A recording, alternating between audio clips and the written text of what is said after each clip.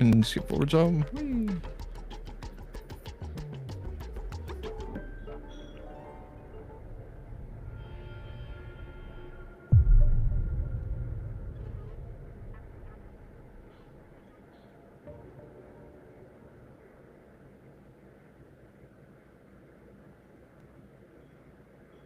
It did it again. Yep, there we go. All right, cool. Hello, and thank you for listening to Guidance in Recovery. I'm Keegan, and every week I speak with guests to honestly explore recovery, sobriety, the struggles that come with it, and find things that help us in our recovery journey. Today, we're cutting straight through the noise. Our guest is an absolute powerhouse who master. No, I can't say that word. Wow. Who bridges clinical science with deep cosmic spirit. Brandy B. Doyle is a combat veteran, a board-certified nurse practitioner, an intuitive healer, and the visionary owner of Double Libra Astrology. After surviving the battlefields of Afghanistan, she came home to face an entirely different war, navigating post-traumatic stress, alcohol abuse, and profound spiritual dissonance. Today, she uses her extensive background in medicine, evolutionary astrology, and ancestral healing to help people pull themselves out of high alert survival states and reclaim their personal sovereignty. So, B, how are you doing today? And what myth is it that you're wanting to bust for everyone tonight? Wow. Well, thank you for the beautiful introduction. First of all, thank Of you course. for having me. It's an honor. And yeah, diving right into the myth that I would love to bust, and it's also a hill that I will die on in the work I do, but this idea that somehow trauma is a mind problem, or Mm, that trauma only lives in the mind and we should be able to talk therapy or positive affirmation our way out of that, because yeah. trauma is very much a body problem. Okay. It's a body problem. I love that because I feel that trauma that I've experienced still just kind of like living in my diaphragm a lot of the time. Mm. But why don't you give us a little bit of your background to kind of give us an idea of who B is and how you got to where you are and what made you want to start busting that myth? Yeah, well, it was a long and winding journey, as I think most people on any kind of healing or recovery path would attest to. It's not linear, but I did serve in the military. Yeah, when I was 18 years old, I was one of these kids that just wanted to get the hell out of Dodge, in terms of get out of my hometown. There's got to be more to life than this crappy old place. Uh-huh. So I joined the military, and I did end up deployed to Afghanistan, and what ended up being a very active like combat zone. We were Mm, stationed really close to the Pakistan border. And so it was an intense, almost year long part of my life. And you couple that with different traumas from childhood and everything. And I came home really, really struggling. I eventually was diagnosed with post traumatic stress and turned to alcohol, just anything to try to basically mm, numb out. I was experiencing anxiety, panic attacks, flashbacks, not sleeping.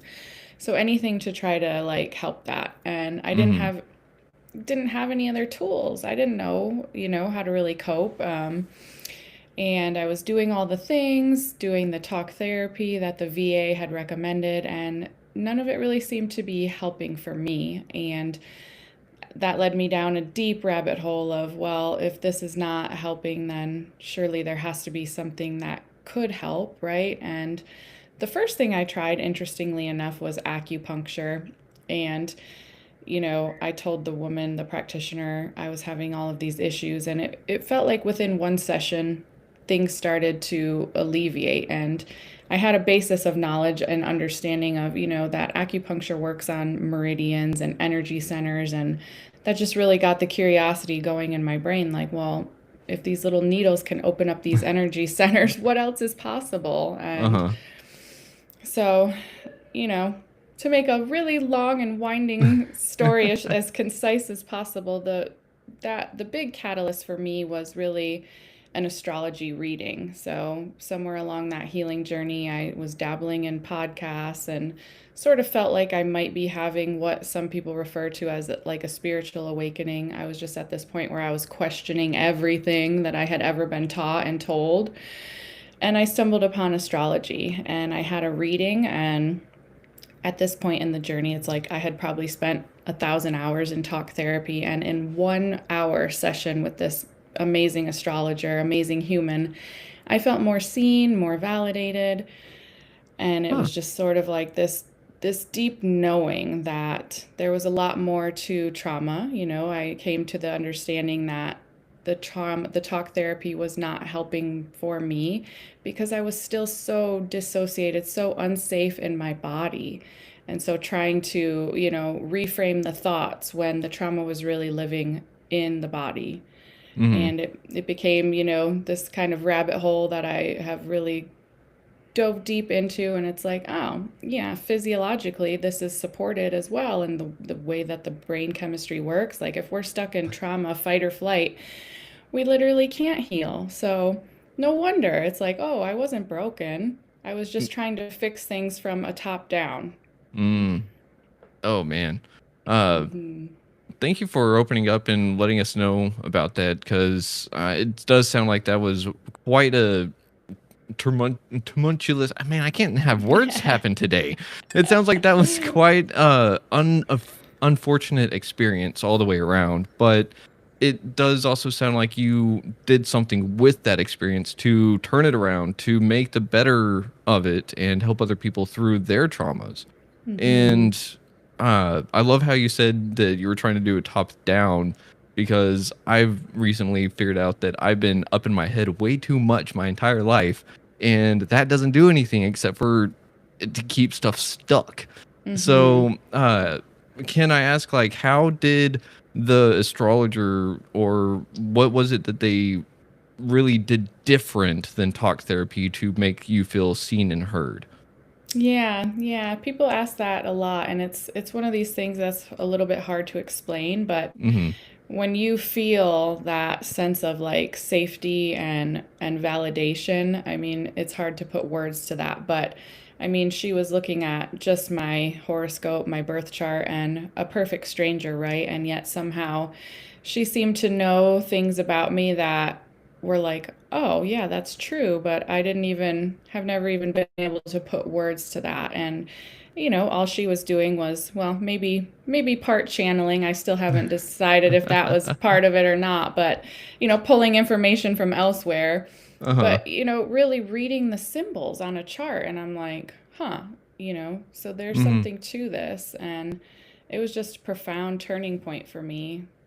Yeah, that is really cool. And I love astrology. I'm not the most adept at it. And I know some people that are like, oh, yeah, this is happening to this time and blah, blah, blah. And I'm like, I just try to keep up with the moon. How Yeah. about that? Yeah, and that's a great place to start. If you can kind of track what the moon's doing, you're on a good start to, understanding it, because really astrology, people think it's about the stars, right? Yes, okay, that's a portion of it, but it's really about pattern recognition and Hmm, seasons and kind of understanding the deep like cyclical nature of everything. okay. So, speaking of the moon, I like we have the months as we do now, which are just kind of topsy turvy in my opinion. And there's that meme that I've seen around the internet where it's like, each year should have 13 months. Each day would be Mm. 28 day. Each month would be 28 days. And I think there's also a lot of like lunar cycles that also happen with like people in general, but for women, doesn't it seem to like line up, quote unquote, more or less? Yes, absolutely. And I've heard numerous theories about, why the calendar has been manipulated in ways that it has. And I'm sure that could be a whole nother episode, right? Of these Uh-huh. places where we're being controlled by these external forces. But yeah, 28-day cycle matches up with the woman's cycle, and yeah, no coincidence there. So, whenever I do want to ask a little bit about the alcohol issues that you were facing as well, because A lot of people that go through addiction, they think that the substance is the problem. But Hmm. in my own journey, I found that no, that was just a symptom of everything. And you kind of touched on it as well. You were saying that you were using the alcohol to kind of suppress everything. Hmm. So, what was the turning point in realizing that, like, oh, that wasn't like actually doing anything? It was just kind of delaying the inevitable, per se. Yeah, yeah. I mean, I struggled for a long time trying to minimize the drinking or get rid of it entirely, and then I would fall back into the cycle, and there's more shame and self-hatred and everything that comes with that sort of cycle of slipping on and off the wagon, so to speak. And it got to a point where I had this realization that I think I was actually listening to a podcast, like a sober curious kind of thing, and it was basically, it hit me like a ton of bricks. It was like, no matter how much you're drinking, if you are trying to control it, and you can insert drinking with anything, right? If you are trying to control it, it is already controlling you. And I Ooh. was like, damn. Like, for some reason, you hear certain things a certain way, and surely that's not the first time that I had heard something similar, but in that moment, it really hit me, and I was just like, I cannot keep living this way. I am going to die an early death if I continue on this path. And I just knew that there had to be more to life than that. Yeah. Uh, and I'm so glad that you did get out of that cycle because it's a terrible one. And I hope everyone can get out of it one way or another eventually. But Mhm. it's each person's journey and up to them. But in that regard, does astrology or was there something in your chart that kind of pointed towards falling into an addiction cycle, or was there even something on the opposite end of that, like, hey, this is how you get out of that? Yeah, absolutely. I think what the astrology really beautifully highlights is sort of the questions that may come up in a person's life. There are certain types of astrology that we call predictive. I don't read predictive astrology, I read evolutionary astrology. So looking at Ooh. everything as like a catalyst for evolution. And yeah, one big thing for me is that I'm a Sagittarius rising, and for anybody listening that understands astrology to some degree, that's a Jupiter ruled sign, and Jupiter is big, and it's this like overindulgence. And so it was like, I was never the type of person that could have one drink, right? It was Mm. like, we're going big. And people use astrology and kind of say, well, that's just the way I am. But in my opinion, that helped to bring some awareness of almost this like predisposition in my patterning, right? Like, oh, okay, I understand. And really looking back at the pattern, and it's like, well, it's not just with alcohol. It's like I can't just have one cup of coffee or one piece of chocolate or one potato chip. And it's like, huh, okay, that really explains a lot. Yeah. Okay. And so that was kind of what helped get that domino effect going, right? To being like, oh, well, there's a pattern here, so that means I can interrupt the pattern. Absolutely. It's about awareness, right? And I think so many times that if we're not really doing the deep healing work, we're almost in this like autopilot state where we're just cruising along in life, and for whatever reason, wherever we're at in our journey, not ready or able or willing to sort of look at these patterns. Sometimes they're still in the subconscious, but these ways of being that we have just accepted as, well, that's just who I am. And that's really the deeper work that astrology can highlight, is a level of self-awareness. And awareness is the first step in healing, in my opinion. Like, becoming aware for me, oh yes, this thing that I'm trying to control already has control over me.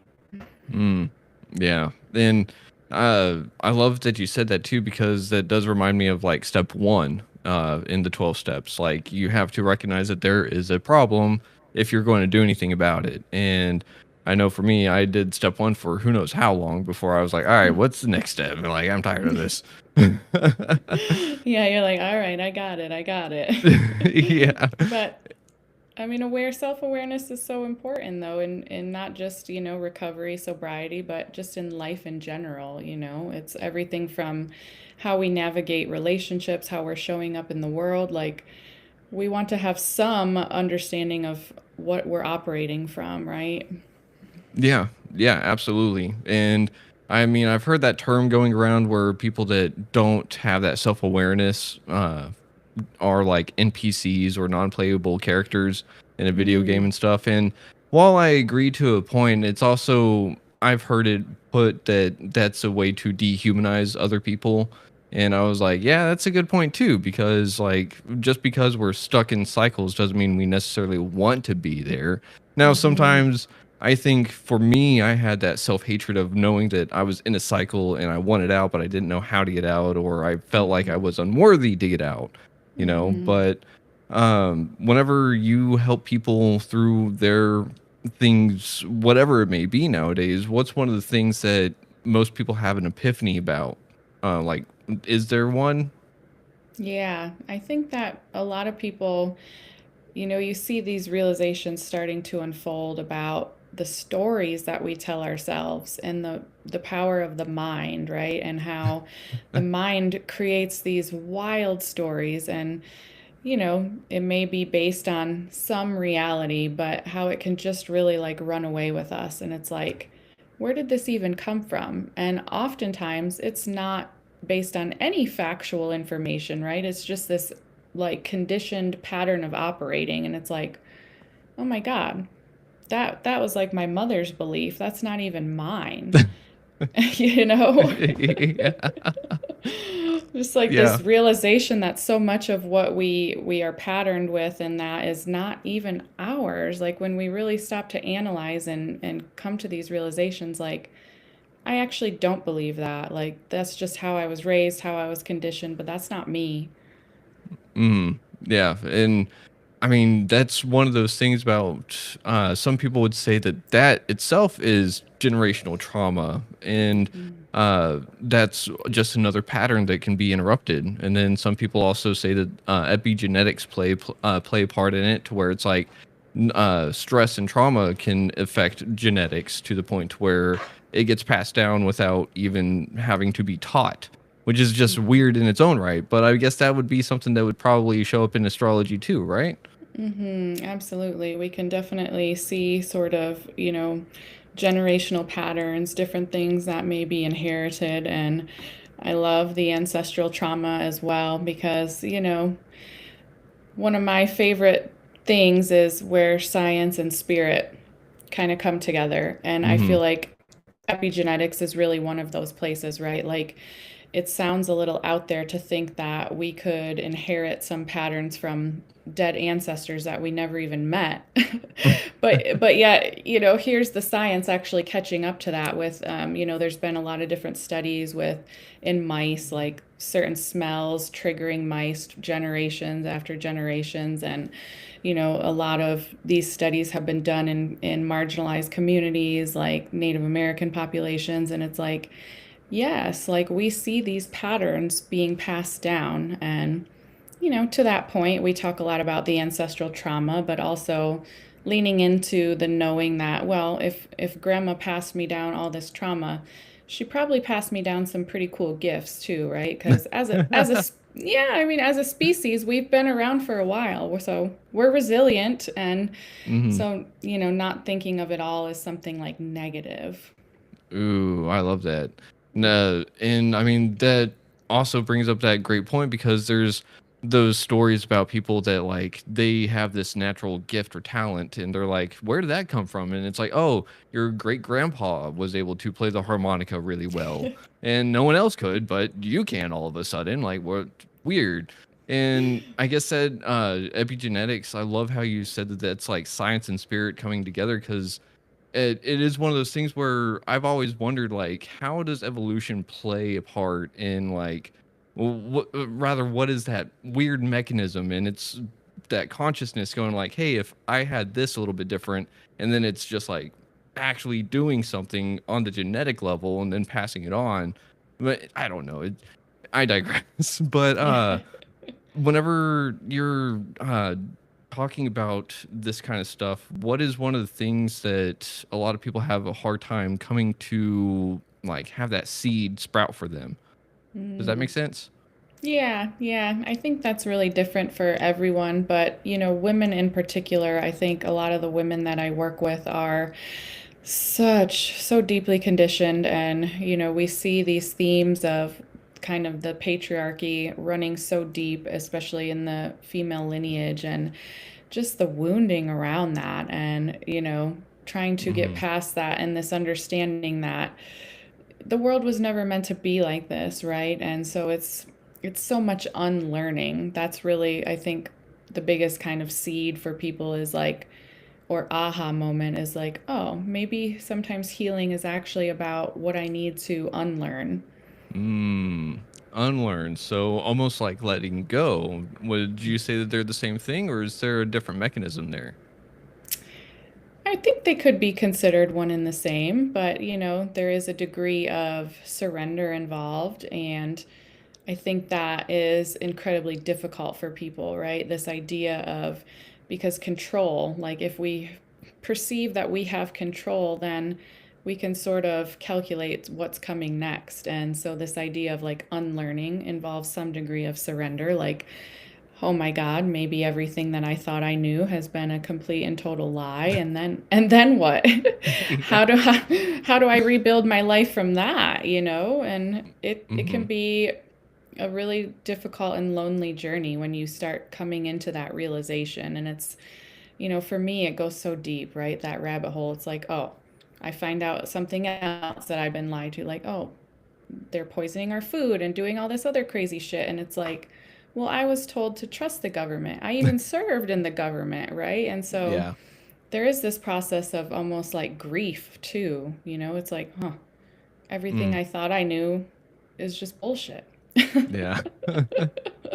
And that is really hard to come to terms with. And you did say a word in there that I've always kind of enjoyed toying with a little bit, just because I always thought that surrender was like, all right, I give up completely, whatever.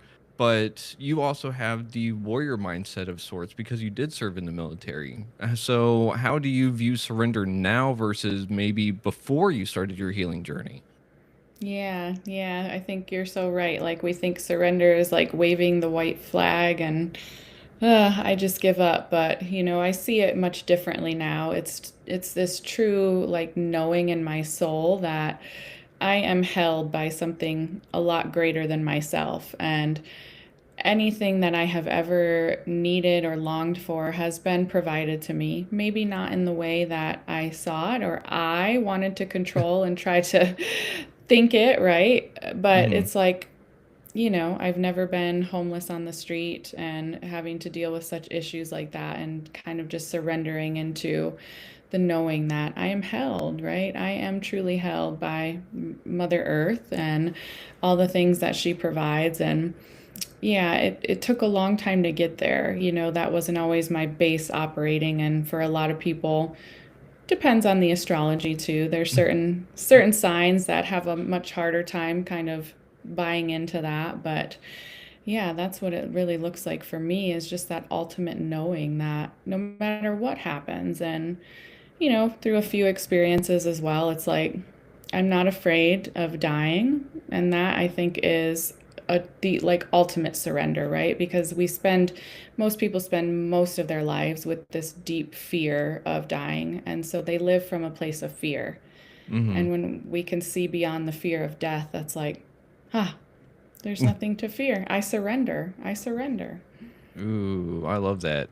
And not fearing the death because, yeah, I mean, a lot of life for most people is doing that whole how do I not die today? Or how do I not die later?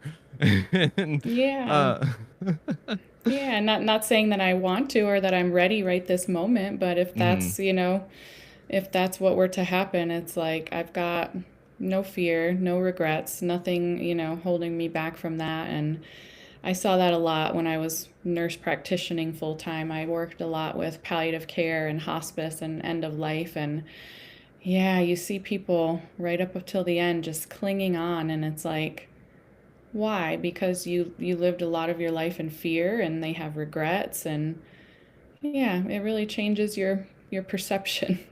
Yeah, for sure. Thank you for doing that kind of work too, Mm, because end of life stuff is really difficult. And I mean, I think you said it really beautifully because a lot of people do live life in fear. And then whenever they're about to pass, it's like, hey, like, is it because they regret the things that they didn't do? Or maybe they regret some of the things they did do because they were in fear mode? Or I mean, and to each person, it's individual, but mm-hmm. it's something that if you have death knocking on your door, per se, or if you cross the threshold and come back, it really does just kind of put life in new perspective because you're like, oh, what do I do today?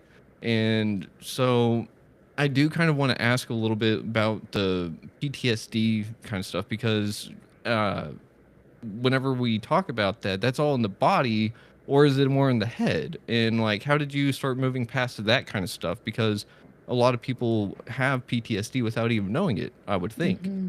Mm-hmm. Yeah, especially, a large part of my nursing career was also spent in community mental health, and that was, a large portion of people in active addiction. And yeah, to your point, I think so many people are living in that and they don't even realize it, especially people with addiction histories, right? Because how many times in active addiction are we put in bad situations and things like that that contribute to PTSD? But yeah, this realization that trauma lives within the body and the body actually keeps the score, right? There's a lot of literature out there now about this topic, and even looking at there's a tissue in the body called the fascial tissue that holds, essentially it's like a web that is around every muscle. And for a long time, scientists, people in the cadaver labs, they just cut right through it to get to the muscle and thinking, this is nothing. But now it's actually being called the body's second nervous system. And Huh. so, yeah, where, so much of this trauma is really held. And what was pivotal for me in terms of that healing the trauma, and of course it's always peeling back the layers. I don't want to sit here in front of anyone and say I'm healed, right? Mm-hmm. I'm a person that lives now with PTSD, but it's still there. However, the big work when things really shifted where I could actually function in society and really thrive in life was when I started this journey of like body work and really getting into somatics and releasing the trauma from the actual cells and tissues of the body. And there's a lot of different ways to do that, but that was pivotal for me. And just the strange, like undeniable things that would happen when I was doing like body work and massage, and just having these episodes of like sobbing during a massage that was like specifically for myofascial release. And Hmm. yeah, you realize like, okay, here I was trying to think my way out of this, and the whole time the problem was in my body. Huh. That is really cool. I mean, I've known about the fascia and stuff because of high school anatomy and physiology and all that stuff, but back then it was, and I'm speaking like I'm an old person now. Jeez. Back in my day, right? Yeah. uh, it was more or less just known as that like connective tissue. It was just there to hold things in place, to not have Mm-hmm. everything just go and bumping up into each other for one reason or another. So Mm-hmm. that would make sense so that it's kind of the second nervous system if it's doing that because once something scary happens, something traumatic, it's like my muscles tense and can like contract a certain way, and Mm-hmm. then I guess so the fascia just holds on to that as a memory, I guess. Mm-hmm. Like this is our new position that is the safe Mm-hmm. zone, right? Yeah, exactly. And there, I've even heard it and seen it sort of described as like a web. And what happens if there's like, a spider lands on the web? Like it doesn't just impact that little area, right? The whole web sort of gets pulled or gets tension placed upon it. And so Hmm. even with like physical injury, like, if you injure your left shoulder, well, okay, that could actually show up like in your right knee, because of that web, how it's all literally connected. Oh. Huh. It's so fascinating. That's crazy. So, and that makes me wonder because I don't remember if we were taught like the fascia is all throughout. I kind of remember it being like specific to certain areas or cavities in the body, but if it's all interconnected, then that would make sense. You affect one part, then it could have untold like effects over on this side too. Mm-hmm. So, huh. Absolutely. And part of when I started, seeking out the body work was actually, you mentioned it, the diaphragm. There was a lot of like diaphragmatic stuff that needed to be released because, from like prolonged fight or flight, like I'm not even taking a full breath, like I'm breathing from my chest. And, the muscle memory of the diaphragm is like, oh, okay, that's just what we do. And it's like, oh, wait, no, they actually call that like paradoxical breathing when, we're sort of like, instead of when we inhale our belly expanding, it kind of contracts. And I mean, it's all related in that regard. Huh. Very interesting. And I mean, that would make sense whenever, because like I still have those moments where like I'm trying to do a belly breath and it hurts to have that Mm-hmm. breath. It's like, ow, why is this like, it feels wrong, but I know it's not wrong. Like my body just learned something improper and it's Mm-hmm. having to unlearn in a sense, I guess. Absolutely. Yep. That whole unlearning thing is more than just the mental patterns, right? It's the body too because I mean the body has so much intelligence. It's the greatest technology, Forget about AI and all of that. It's like our bodies have this technology. Our Hmm. body wants to do what it's supposed to do. Our body wants to heal, and given the proper conditions, it can and it will, right? But Hmm. yeah, we have to work through that sort of thing, or else it Okay. does get stuck. These emotions, the traumas, everything can get sort of lodged, and that's where a lot of the dis-ease that we see really comes from. Mm, dis-ease. I know I've read about that many times and I've heard it, but I always love hearing it again because it is that thing like living life should not be uh, to the point of flight and fight or flight 24/7 all the time, and that is its own disease, I think, because it is not easy to live that way. It is not an easy life. But real quick, where can people find you if they're looking for help in this kind of stuff with uh just it sounds like you do a lot for people. Well, I'm a double Sagittarius, so I love to always learning, always, expanding and really trying to, if I can help one person, have a little bit easier path than I did, then it's what I'm here for. And I can be found at doublelibraastrology.com. My Instagram is double Libra coaching. I post lots of fun things there. So, and look out for my book coming out too. Ooh, you got a book coming out. Uh, Yes. do you have the title for it and everything already? Yes, the book is The Firekeepers.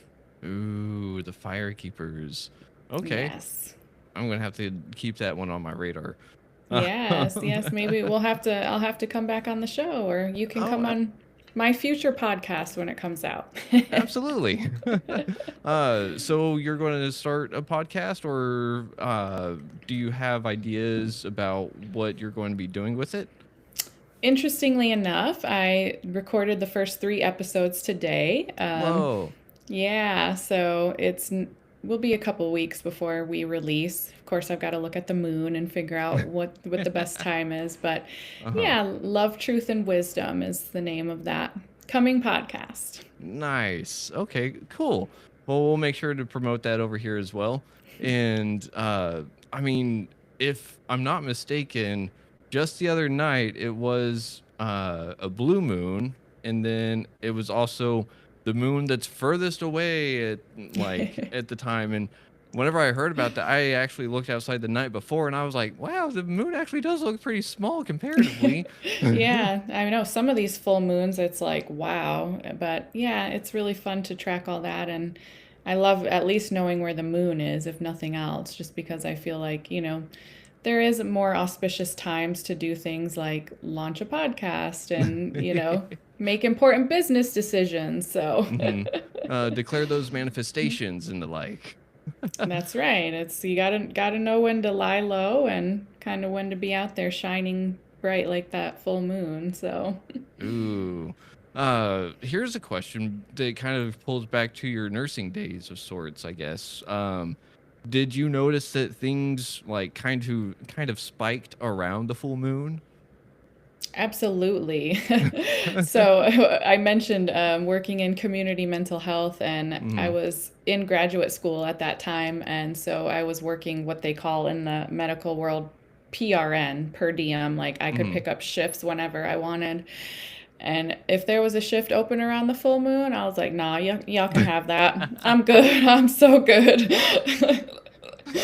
It was that bad, huh?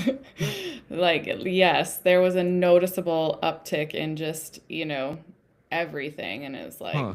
no, that's not even worth my piece. Y'all can have that premium pay and everything. Oh, that's too funny. I know whenever I was doing my clinicals and stuff, I heard about the ERs would always get like crazy, and people were able to track the moon cycles because just like of how crazy it got there. They'd be like, "Oh, I guess the full moon's tonight." Didn't even notice because they'd Hmm. have so many people come in for weird things or who knows. Yeah, Um, the term lunatic actually comes from that. It is, Luna, Mama Luna, the moon. It stems from these people that were very in tune with the moon. And now, of course, it's sort of a derogatory term that we say, but lunatic, it's like, yeah, that's very real phenomena. And I mean, the moon is powerful enough to pull the waters of the ocean. It's like we're made up mostly of water, so it stands to reason that it does impact us. Yeah, I was about to make that tie in too because I was like, we're mostly water, and if it's able to impact the freaking oceans, like, who's to say it's not doing something weird to us too? Uh, Exactly. I wonder if there's something that like people could do to monitor that kind of thing, but I guess it'd be like a couple months testing all at the same time, and I don't think they're just wanting to put out money for that kind of test. Yeah, it's hard to do a double blind study with that, and those are the Hmm. the high value studies in anything scientific. Yeah. Speaking of double blind, in the American society, we have those placebos or the Mhm. placebo effect. And a lot of people there's also the nocebo, which is the opposite. But like, do you think that there's ever like placebos that are more effective than the actual treatment itself? I mean, I think it depends on a lot of different factors, right? We've talked a little bit about sort of the power of the mind. And, if you think that you are really being presented some kind of miracle drug and you truly have that held belief, I mean, our thoughts are so powerful. And in general, I think that's where the placebo effect really stems from anyway. It's like this power of the mind, like, oh, this pill's going to make you feel really good. And sure enough, you start to believe that, right? Okay. And uh let's hop back onto the astrology and like body stuff. So uh you had mentioned that there were some signs that were more stubborn per se. Is there a sign that seems to be stuck in their body more or in their head more or less? Yeah. So for that, we're looking at kind of the ruler, and Virgo is one sign that is tends to be very heady, very analytical, very self-critical also. That Virgo Pisces axis is, in my opinion, the trickiest one of the zodiac, because Virgo is really this place of like our human existence, and Pisces is on the complete opposite, right? Pisces is the unknown, what's beyond the veil. And so that balance of the humanness versus the divine is tends to be a tricky place for people. And a lot of Virgo people, people with strong Virgo influence, they are really stuck into that like humanness, and the self critic can be really, really strong there. That's just one example. Ooh, okay. The self-critic. I think that man, I'm speaking on personal experience there because I mean, I know I am my own worst critic like through and through, and I've had to learn how to be my own best friend, but holy cow, is that hard too. And so whenever you're looking at some people's charts, like are there some kind of like what you just said that they're tricky, but is there any that you're like, oh, they're not ready for this work yet, or does that only really Mm. kind of come across after you start explaining things to them?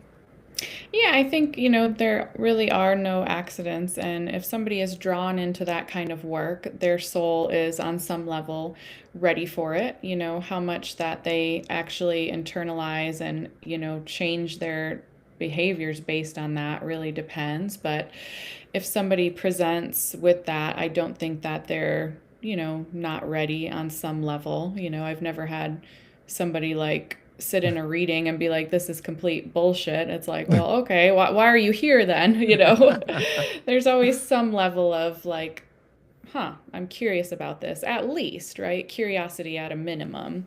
But Mm, yes, I think there are certain people that it's just harder for them to buy into that sort of thing. People that are a lot more logical brain. And, I came from that background. I came from the military. I came from a science background. Like, I saw those patterns in myself too, of that really black and white thinking. And, you know, unfortunately, up until this point, nothing scientific has proven astrology, right? So mm, some people just won't be there in this lifetime, and that's okay. Everybody has their path, like you mentioned.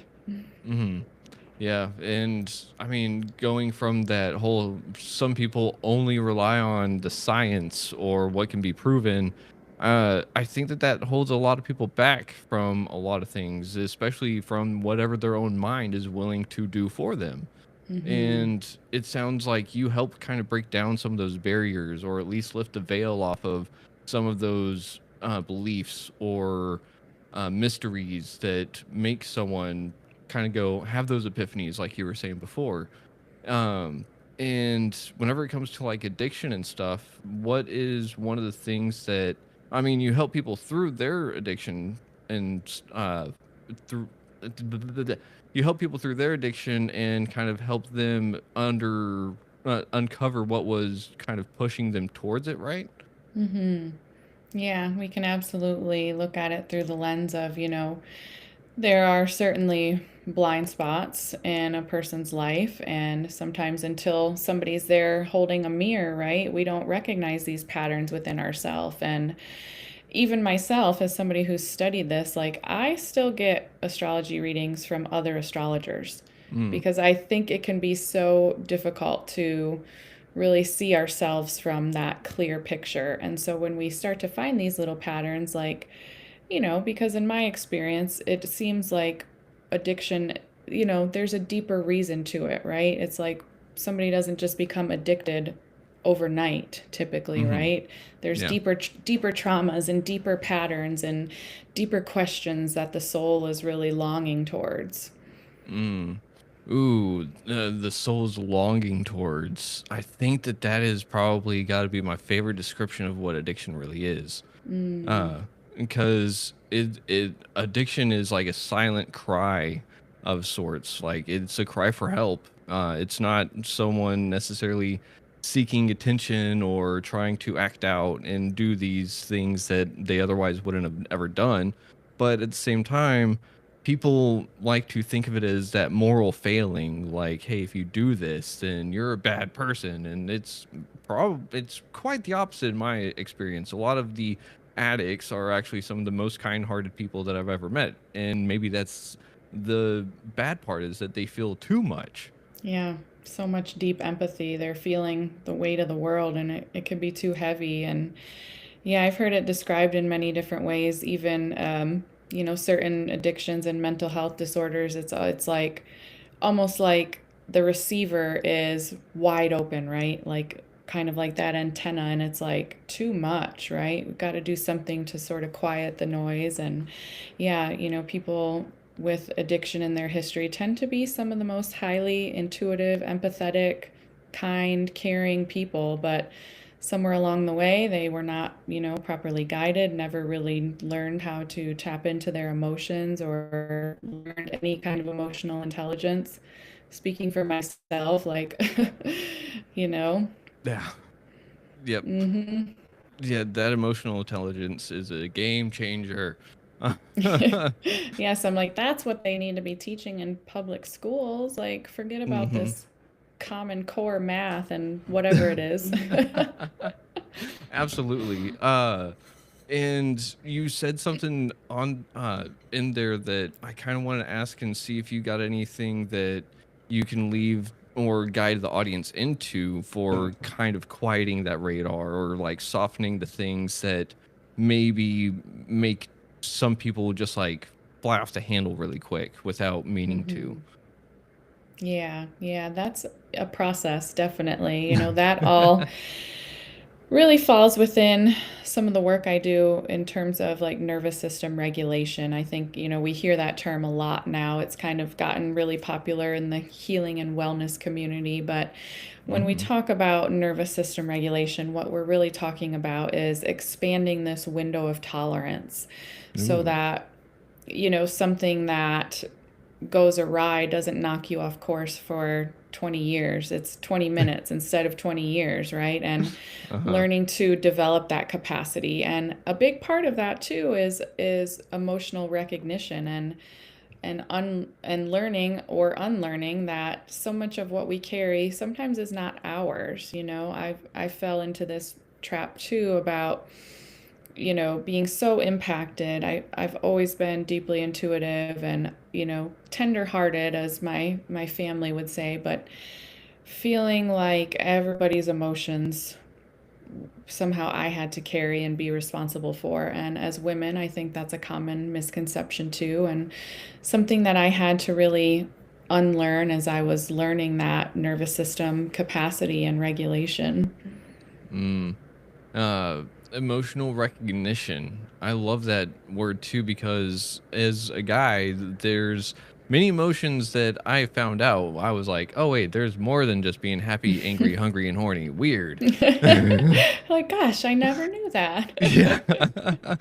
And it opened up a lot of avenues, because once I was able to actually start to recognize like, hey, this is what I'm feeling, then came the next question was like, okay, well, how do I deal with that?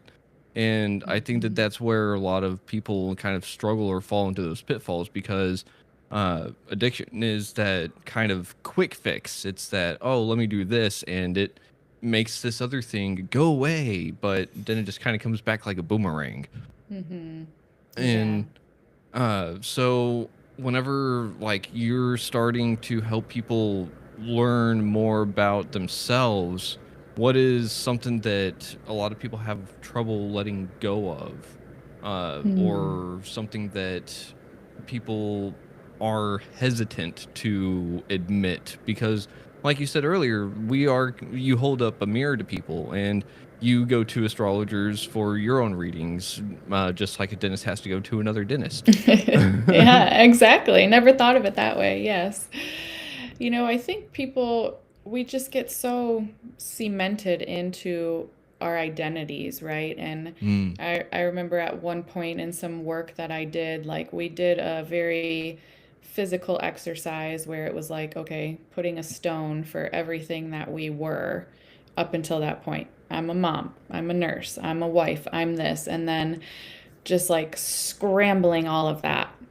And it's like, huh, it's just kind of the way that we like attach these labels to ourselves. And again, some of it's not good, bad, or whatever, but sometimes we have to sort of remove ourselves from that, right? To realize like, oh, I'm so much more than just a caregiver, just a mom, just the person that's always giving everything. And I think that can be so difficult for people to really fathom, right? That, oh, I'm not just these things, right? Like I'm Mm-hmm. actually a a body having a spiritual experience, which is far beyond all the labels that I have placed on myself. Yeah. Oh, I love that little exercise. That's like I was playing around with that in my head as you were speaking because I mean I got rocks right here that I'm playing with, and I was like, what would happen if I like mixed them up all of a sudden? Then it'd be like chaos for a little bit until I was able to kind of re-identify things, and even then, with how many rocks I have and how many I'd label, I'd be like, all right, I forgot what that one was supposed to be. So, uh, Yeah, so was it that important, right? And that's that's yeah. that's kind of the point of the exercise, right? It's like, I think as humans, our brains just want to assign meaning to everything. And sometimes, the deepest healing comes in those places where it's like this is beyond meaning, beyond comprehension, and we got to scramble the rocks sometimes to really kind of remember who we are underneath all of that. I love that. And it actually reminds me of uh, the reading that we had in our recovery room earlier today because it was out of a book that I don't recall what it was. It's not a normal, like, daily reflection for most traditional recovery spaces, but I think it was trauma and recovery or something like that. Mm, And they were talking about how, like, we are not our defects. We are not what we call ourselves or what other people may call us. And that was one of the things that I've had to learn too, because that's where my negative self belief came from. It was like, I am this worthless, I am not worthy, so on and so forth. And it's still one of those things that I struggle with, and I probably always will to some degree because there's just a lot of trauma that built that in the first place. mm-hmm, But I do think that getting to that point of saying, like, I don't have to have my identity placed in that is where the healing kind of comes from.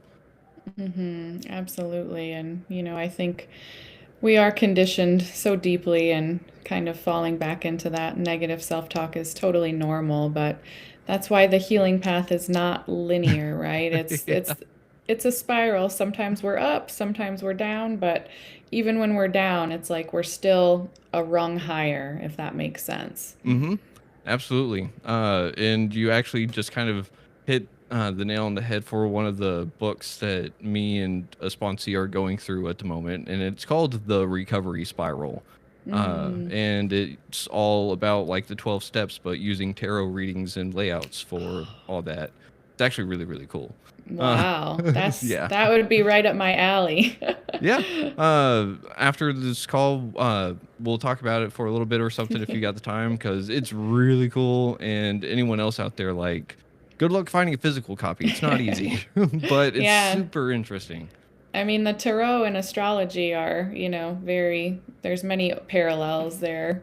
A lot Hmm. of the same symbolism, and yeah. So, on that note, do you deal with tarot at the same time? I use it for my own personal sort of growth. I have not started reading for other people, but it's another rabbit hole that I'm diving into. I love it all. The numerology, tarot, all of it. It's so fascinating. Hmm. It is absolutely fascinating. And I mean, rabbit holes are the best way to learn this kind of stuff because we never know what we're going to find. Yeah, and we're in the age of air. We have like access to whatever we want to learn for, really no cost. You can get on YouTube and use your discernment, but it's out Yeah. there. The information's out there if you choose. Yep, yep. Absolutely use discernment, but it is crazy that we have like it is the epitome of human knowledge, except for maybe whenever the Great Library of Alexandria was around. And- Right. but now it's all on our phones and on our fingertips, so it's kind of crazy. But at the same time, I feel like a lot of people get stuck in that like NPC mode where it's like, it's just easier to not learn new things and just do what I got to do to pay the bills. And Hmm. honestly, I can't blame them sometimes because Yeah. holy cow, they made the work life balance almost impossible nowadays. Ugh. Yeah. Yeah. We're interesting times we're living in for sure, but it makes this sort of work all that much more important in my opinion, right? Mm-hmm. Absolutely. And so I just got to say thank you for doing what you do for everyone out there because it is important work that you're doing. It is important that people get this kind of work done because then they're able to evolve themselves. They are able Mm. to go forward and impact other people's lives in a more positive manner, which in turn does more positive things. It's that butterfly effect. Yeah, and it all starts within us, right? It's like we can only have that capacity of love and healing for others if we have it for ourselves. And so the more we can cultivate it in our own hearts, the more we can spread that out. And it was such a pleasure. Thank you for the work that you do as well. Of course, it was an honor and a pleasure having you on. And I mean, we got a few minutes left. So, is there anything that you want to leave the audience with for this episode? Yeah, I think I just, I always try to pass along some degree of hope, right? I think that hope is what really carries us through. And even for people who may be listening and a lot of this healing and everything seems really far away, I've been there. I've been in the darkest of dark. I've been in the psychiatric hospital as a patient and nurse. I've seen both sides of the coin, and truly just, if you can make it through the next 24 hours, literally one day at a time, one breath at a time. I love that. Thank you for that reminder because it is one breath at a time. We change with every breath we take. It is crazy. And Mhm. yeah, I had to learn, all right, if it's not going to be a day at a time, just help for 5 minutes. Mhm. But Yeah. Yeah, every breath is really a chance to, start again. So if you've got that breath left in your body, then you have an opportunity to make a different choice. and those choices are where we're going to make the difference in our lives. So, Absolutely.